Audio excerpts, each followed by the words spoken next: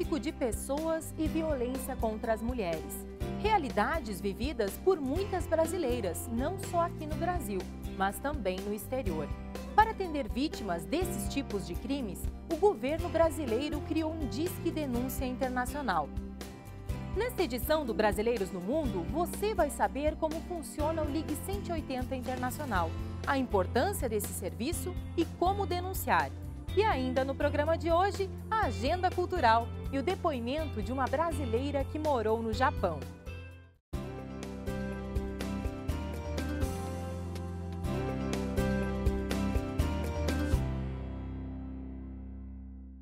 Em janeiro deste ano, uma operação da Polícia Federal Brasileira desarticulou uma organização criminosa que traficava pessoas para países europeus.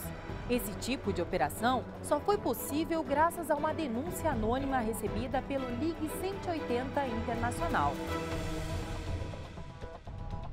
Foi a segunda grande mobilização da Polícia Federal Brasileira contra o tráfico internacional de pessoas realizada nos últimos 10 meses. A Operação Planeta, como ficou conhecida, prendeu em Salvador um casal suspeito de aliciar jovens brasileiras para a prostituição na Europa. O sucesso dessas operações só foi possível graças às denúncias de familiares e das próprias vítimas ao Ligue 180, um serviço gratuito de auxílio às brasileiras que estão fora do país. O Ligue 180 Internacional foi uma ideia que surgiu depois de algumas demandas de consulados brasileiros no exterior que viam que muitas mulheres brasileiras estavam lá numa situação vulnerável, muitas vezes por não conhecer a língua, por estarem irregulares e terem medo de procurar as autoridades e não saberem que o consulado brasileiro podia ajudar. O Ligue 180 Internacional foi criado em novembro de 2011, num esforço coletivo da Secretaria de Políticas para as Mulheres, o Ministério da Justiça e o Ministério de Relações Exteriores. De janeiro a dezembro de 2012, o Ligue 180 Internacional recebeu 80 ligações que resultaram em algum tipo de atendimento à vítima. 90% delas foram provenientes de países como Portugal, Espanha e Itália. Mas foram registradas também ligações de El Salvador, Inglaterra e Luxemburgo. Portugal, Espanha e Itália são os principais destinos de brasileiros vítimas do tráfico internacional de pessoas. A grande maioria é do sexo feminino. As mulheres são o grande contingente das brasileiras traficadas. Elas representam praticamente 80% das nossas vítimas. A sua faixa etária está em torno de 10 a 29 anos, de pessoas com baixa escolaridade e com baixa renda social. Esse é o perfil principal de brasileiras traficadas internacionalmente. As mulheres que estiverem passando por situação de violência e se encontrarem na Espanha devem ligar para 900 990 055. Em Portugal, o número é 800 800 550. Já na Itália, 800 172 211. Ao serem atendidas, as mulheres devem informar a atendente em português o número 61 3799 0180 para fazer a sua denúncia ou esclarecer dúvidas.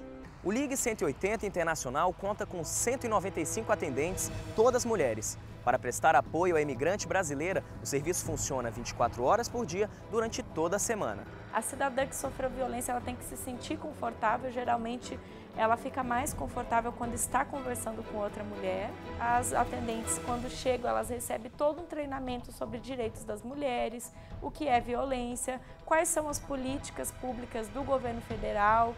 Eles sabem bem o que perguntar, inclusive existe um memorando de entendimento, um acordo de cooperação entre a Polícia Federal e a Secretaria de Políticas para as Mulheres. Inclusive, nós vamos 2, 3 vezes por ano dar treinamento também para as atendentes do Ligue 180 sobre o que perguntar, o que é importante para a polícia saber.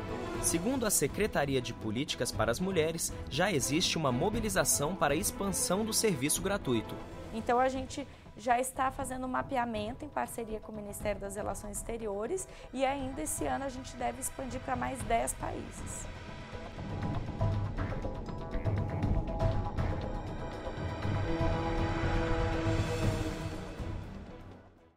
mulheres casadas com estrangeiros que sofrem violência doméstica e que querem se separar e voltar ao Brasil.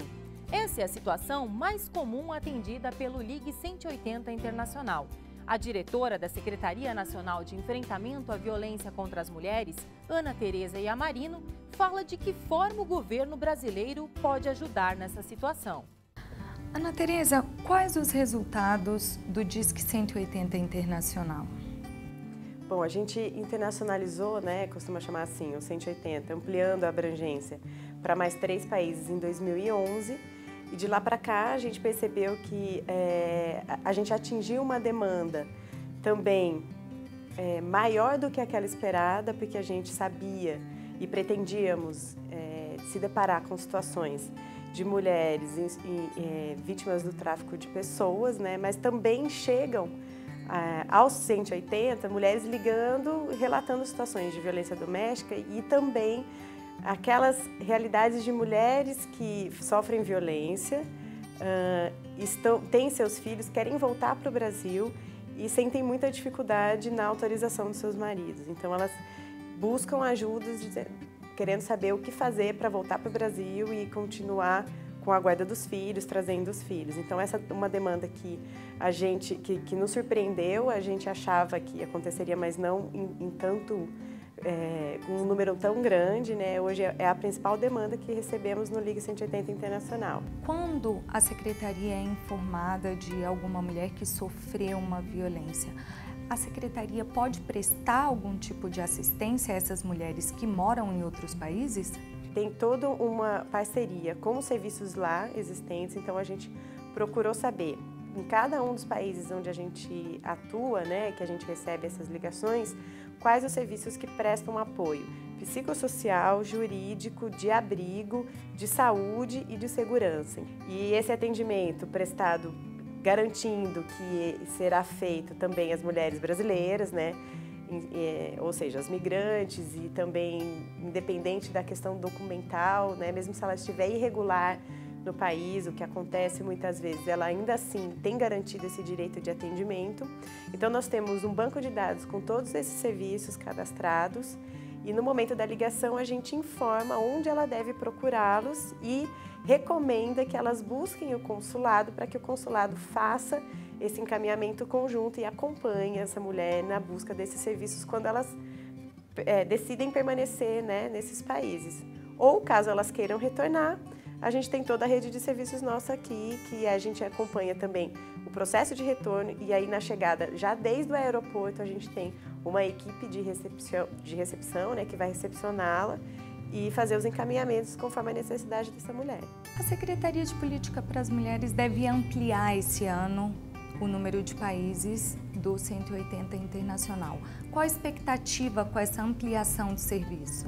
O objetivo principal é atingir cada vez mais mulheres, Então, para isso, a gente está fazendo um mapeamento dos países onde há maior volume, maior número de mulheres existentes, onde a comunidade de brasileiras é expressiva, agregando essa informação, onde também existe a potencialidade de firmar essas parcerias com a rede de retaguarda e também onde há consulados e a adidância da Polícia Federal, Então, esses são os critérios para a gente expandir e aí o nosso objetivo é conseguir chegar em todos os países onde há condições de implementação desse projeto. Atualmente, a nossa meta é que para esse ano a gente possa expandir para pelo menos mais 10 países. Diretora, há algumas mulheres que sofrem violência, abuso, que moram em outros países e às vezes elas não sabem exatamente que esse tipo de agressão ela é uma violação de direitos e é passível de denúncia também. Qual seria a sua orientação para essas mulheres? Essa é uma dificuldade que a gente encontra não só para as mulheres que estão fora, A gente sabe que muitas vezes, muitas mulheres se mantêm em situação de violência ou sem perceber, sem se perceber na situação, ou então achando que, sim, há um desconforto, mas é natural, é assim mesmo, é dessa forma que ocorre, enfim. E o que a gente tem orientado é que toda e qualquer situação de qualquer tipo de exploração, no caso das mulheres vítimas do tráfico de pessoas, em que elas estejam sendo exploradas no ambiente de trabalho, não necessariamente através da exploração sexual, que essa é a mais comum e a mais conhecida, né, que pode ocorrer inclusive com mulheres no exercício da prostituição, né, então não é porque ela é prostituta que ela não pode ser vítima do tráfico, e também o inverso, né, não é só porque ela é vítima do tráfico que ela está em situação de exploração sexual. Então essa é um esclarecimento que é importante ser feito. Ela pode ser vítima do tráfico para fins de casamento servil, por exemplo, para fins de exploração do trabalho doméstico, de exploração de outros tipos de trabalho, né, e se manter nessa situação de aprisionamento ou através do endividamento, que é uma outra forma de manter essas pessoas nessa situação. Então, é muito importante conhecer quais são os direitos, né, conseguir identificar essas realidades. E, além disso, existem as situações de violência doméstica, né, que se dá na relação de afeto existente entre as mulheres e seus companheiros, ou, enfim, ex-companheiros, em que não se pode tolerar nenhum tipo de humilhação, nenhum tipo de ameaça, nenhum tipo de agressão. Não só a física, que essa, em geral, as pessoas identificam, mas toda a humilhação, né, toda essa situação de violência psicológica, de violência patrimonial, também deve ser identificada como uma violência. E para todas essas situações cabem um pedido de ajuda e um pedido de investigação e punição. Pelo Facebook, perguntamos aos imigrantes brasileiros: que tipo de ação é importante para combater o tráfico de pessoas e a violência contra os imigrantes? A Regina Barbosa mora na Bélgica e diz: intensificação na campanha de divulgação do tráfico humano em rádios, TVs, outdoor e outros meios de divulgação no Brasil. Quer saber o que leva uma pessoa a ser traficada? É o que você confere no próximo bloco. Voltamos já!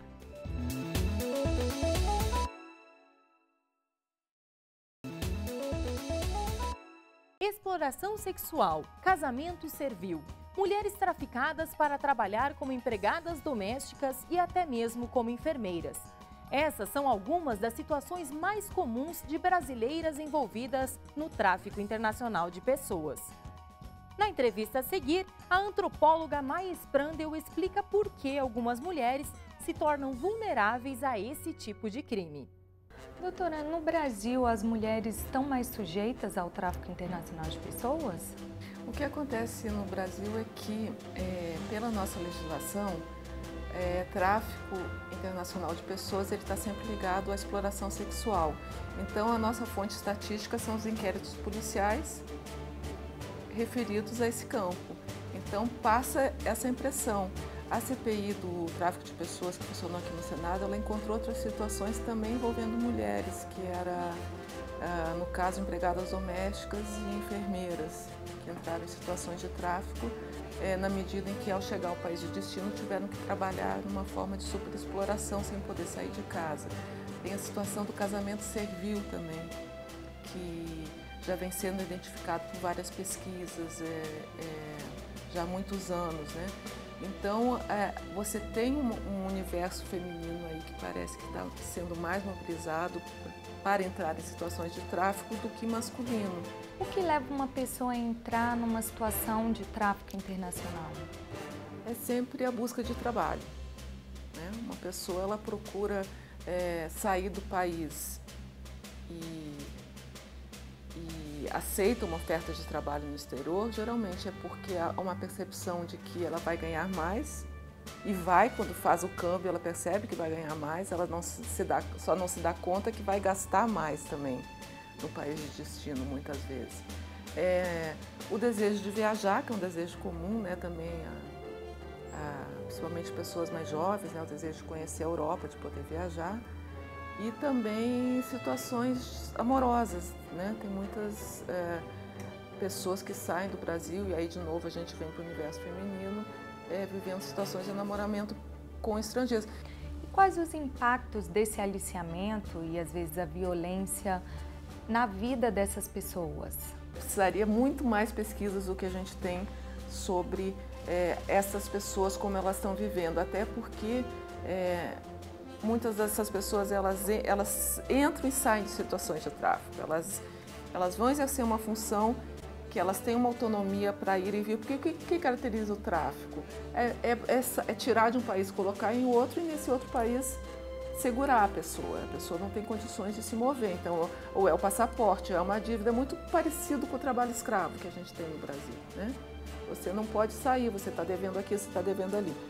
Então, o que acontece? Tem pessoas que vão mais preparadas, tem pessoas que vão mais preparadas para segurar essa situação, sabem que vai ser difícil, sabem que vão ter que, por exemplo, ou ser superexplorado na construção civil, ou ser superexplorado dentro de um bordel, enfim, mas sempre tem um cálculo de que vai valer a pena porque eu vou conseguir sair, pagar a dívida e poder melhorar a minha situação. Agora tem pessoas que vão muito enganadas, que vão pensando que de fato vão ser uma enfermeira e vai ter que ser explorada num bordel. Tem pessoas que não estão preparadas para a solidão no outro país. Então você tem pessoas que voltam muito abaladas psicologicamente. Se você receber uma oferta de trabalho no exterior, tome cuidado para não cair em uma armadilha. Anote aí algumas dicas para você se prevenir antes e depois de aceitar a proposta.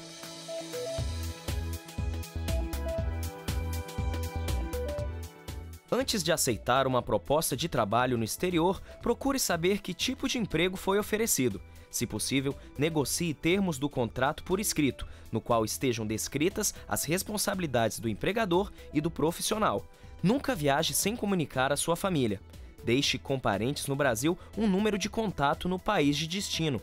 Ao chegar ao exterior, não entregue seus documentos a ninguém. Em situação de exploração, denuncie. Perguntamos aos brasileiros no exterior: que tipo de ação é importante para combater o tráfico de pessoas e a violência contra os imigrantes? A Ana Paula Rovina mora na França e comenta: existem várias associações que ajudam os brasileiros. Bastaria o governo dar um pouco de apoio para que essas associações tivessem condições de acolher todos. A Ivanete Knepkins mora na Bélgica e também participou. Ela diz: o problema está na imigração. A polícia teria que fazer muitas perguntas para a pessoa suspeita de estar sendo traficada, checar telefones e endereços de onde ela vai se hospedar e tornar a carta convite obrigatória.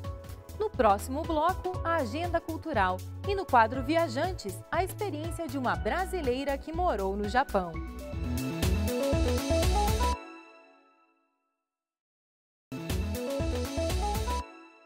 Até 18 de junho, a exposição Brasília, meio século da capital do Brasil, está em cartaz em Paris. Depois de passar por 6 países, a exposição Brasília, meio século da capital do Brasil, estará em Paris, de 25 de abril a 18 de junho, na sede do Partido Comunista Francês. A exposição conta a história de Brasília por meio de obras que fazem o visitante voltar no tempo, como as cartas trocadas sobre a nova capital, entre os arquitetos brasileiros Lúcio Costa e Oscar Niemeyer e o francês Le Corbusier.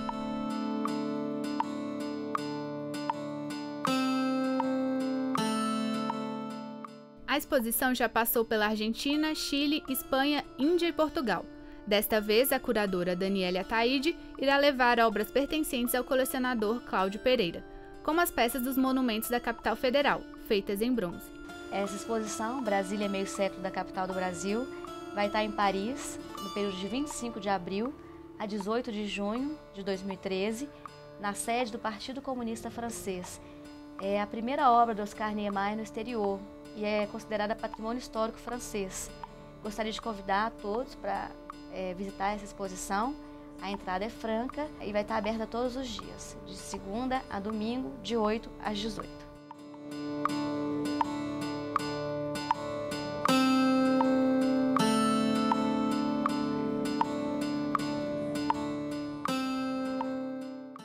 O músico Gabriel o Pensador faz 2 shows na Europa. Confira! E ela veio me dar mole, pediu um chopp, ela me pediu um gole, me levou pro motel, vou te contar um segredo. Gabriel Pensador em turnê europeia. A primeira parada do músico é em Portugal. No dia 7, ele sobe ao palco do Teatro Tivoli, em Lisboa. De lá, o cantor segue para a Irlanda, se apresentando no dia 12 na The Academy, em Dublin. debilóide, fiquei ainda mais. Sou menor, filho de papai, eu tenho pitbull, que ele faz. Gabriel Pensador ficou conhecido por composições polêmicas que ganharam o Brasil e colocaram seu nome entre os grandes cantores do rap nacional. Na festa da música do Piriquim, que tá rolando aqui na rua Antônio Carlos Jobim, todo mundo tá presente, não tem hora pra acabar, e muita gente ainda tá pra chegar. Logo no primeiro disco, o Pensador trouxe sucessos como Loura Burra e Retrato de um Playboy.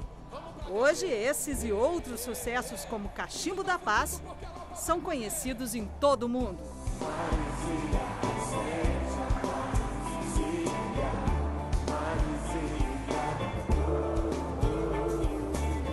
Em 2012, o artista lançou o álbum Sem Crise. O trabalho conta com a participação de Nando Reis, Carlinhos Brown e Jorge Benjor. Gabriel o Pensador, em maio, na Europa. Fique ligado. Mar do oscilar, vasto e profundo, mais vasto é o meu coração, que não cabe nesse mundo e precisa transbordar. Navegar não é preciso surfar. E também na Europa, a banda Sepultura encerra a turnê. Os metaleiros fazem shows na Holanda e na Alemanha.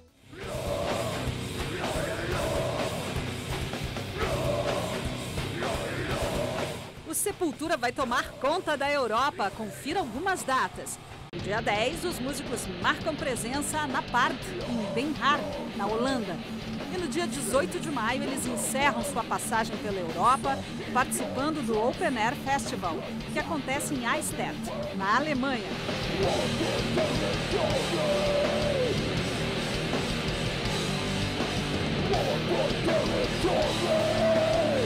Em quase 30 anos de existência, o Sepultura lançou 13 discos e se tornou uma das maiores bandas de metal do mundo, com passagens pelos Estados Unidos e toda a Europa.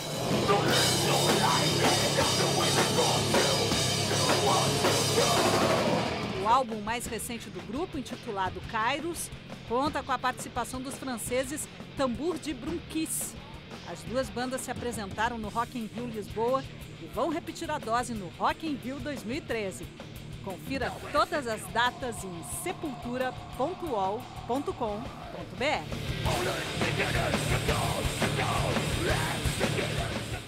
E agora o quadro Viajantes, que sempre traz o depoimento de um brasileiro que já morou no exterior. Hoje você vai saber o que a estudante Carolina Lopes foi fazer na Terra do Sol Nascente.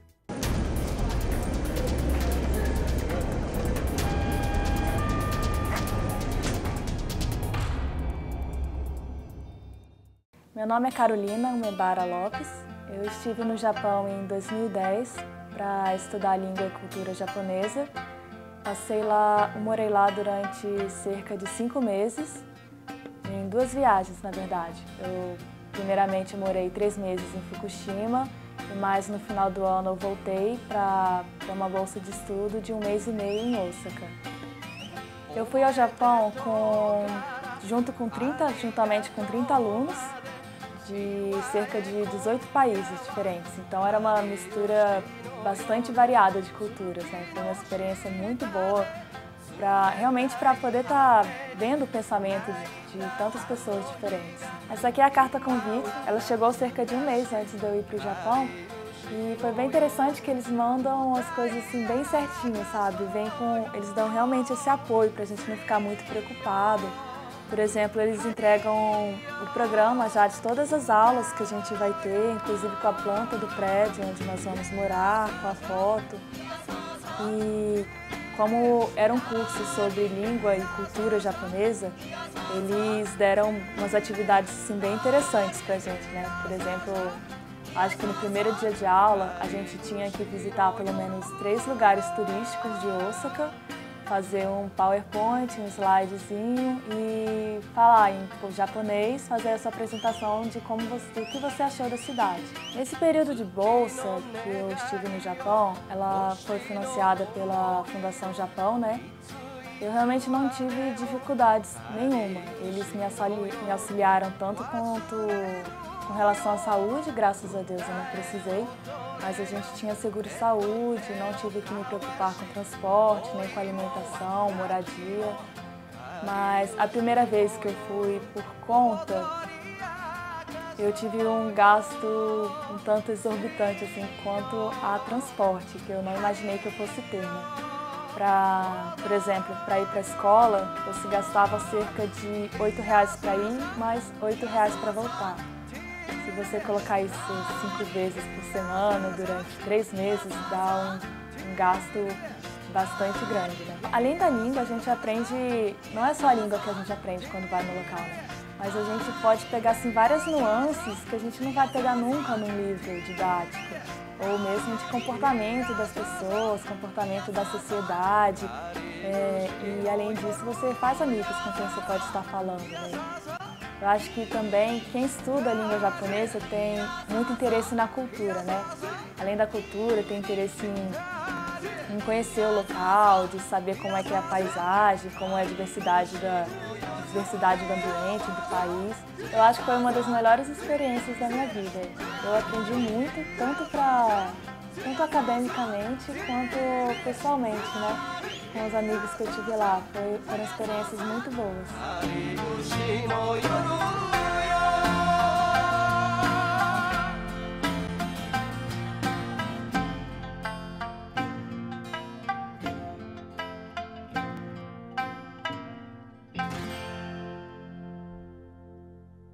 O Brasileiros no Mundo fica por aqui. Sugira um tema para o nosso programa. Envie um e-mail para brasileiros@ebc.com.br. Curta nossa página facebook.com/brasileirosnomundoebc. Esta é uma produção da TV Brasil Internacional. O Brasil, onde você estiver. Voltamos na próxima semana. Até lá!